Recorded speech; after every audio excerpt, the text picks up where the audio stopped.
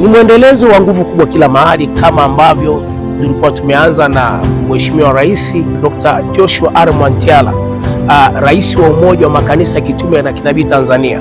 Tarehe 6 mwezi wa 3 2026, nguvu kubwa kila mahali, tunakutana pale Mafinga, mitume na manabii mkoa wote wa Iringa na wanachama ambao wanaamini katika huduma tano, ikimaanisha kwamba yuko mchungaji anaamini katika huduma tano, yuko mwinjilisti, yuko mwalimu, yuko nabii, yuko mtume. Popote pale ulipo katika Iringa hii, tunakutana Mafinga, tuna jambo letu pale Mafinga.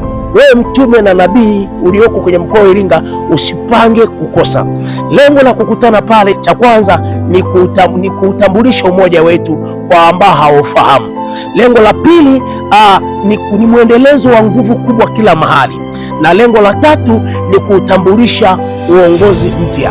Lengo la 4, manabii kukutana kwa pamoja, manabii kuja kwa pamoja katika Kristo, kama ambavyo Kristo ameandika, imependeza kama nini ndugu kukaa kwa umoja, ni kama mafuta yashukae kichwani mpaka kwenye ndevu za Haruni na kulijaza pindo la hekalu na kujaza hekalu.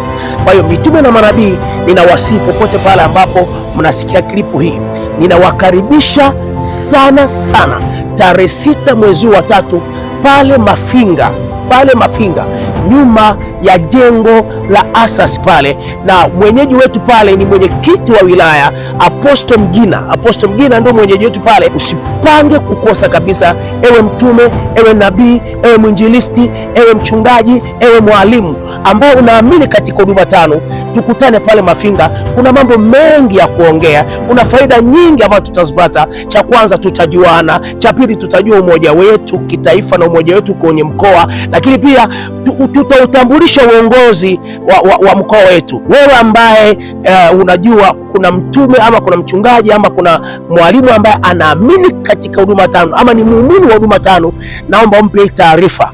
Tukutane pale Mafinga, usipange kukosa. Shalom.